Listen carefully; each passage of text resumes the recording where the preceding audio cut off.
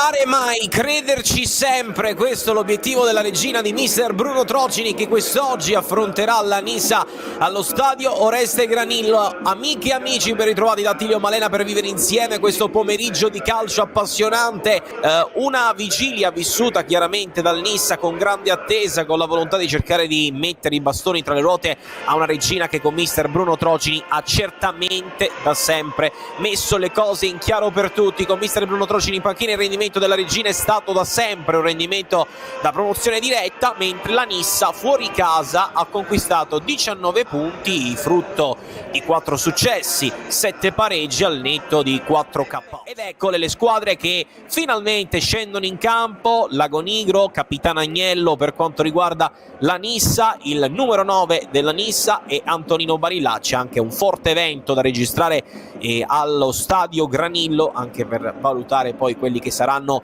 i vari impatti del match. Il cenno d'intesa tra Barilla e Capitano Agnello per la scelta di chi dovrà iniziare le sorti del gioco, a cucire un match che si prospetta davvero spettacolare.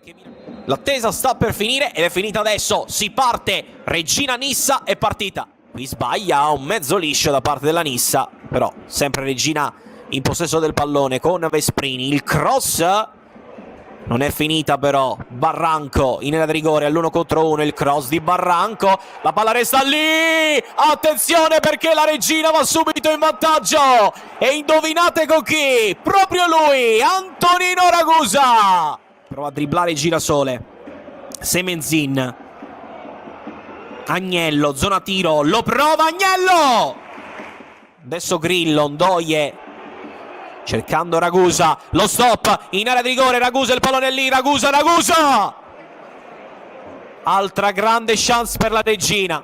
Finisce qui allo stadio Granillo, termina qui il primo tempo, si va a riposo con la regina in vantaggio. Si riparte allo stadio Granillo per questo secondo tempo tra regina e Nissa. Laribi sventaglia dall'altra parte alla solita maniera per Ragusa, controllo non perfetto però riesce a rimanere in possesso di palla. Porcino va sul sinistro, il cross di Porcino, il colpo di testa di Perry, alla meglio Capomaggio e fa ripartire Barilla che serve Ragusa. Adesso un po' di spazio nel numero 11, Barranco in mezzo, Ragusa sfida l'1 contro 1, va sul sinistro, cerca Barilla in area di rigore per Barranco, conclusione con sinistro di Ragusa, 2-0 regina, ancora Antonino Ragusa, fuori Tumminelli, dentro Bonanno per la Nissa, sempre molto bravo Capomaggio ed è un pubblico amaranto adesso che alza i decibel. Semenzin, esterno della rete, il cross di Bonanno, il colpo di testa, la riapre la Nissa a un quarto d'ora dalla fine, riapre la contesa la Nissa, dentro Pagano, fuori Maltese. L'uscita di Ragusa, la regina qualcosa davanti ha perso in termini di pericolosità, però adesso De Felice davanti a cercare Renelou, sempre lui, Renelou in area di rigore, Renelou in area di rigore, Renelou la chiude così la regina, sempre lui decisivo come non mai a partita in corso. Pallone tra le braccia di Elesai, 95 in questo momento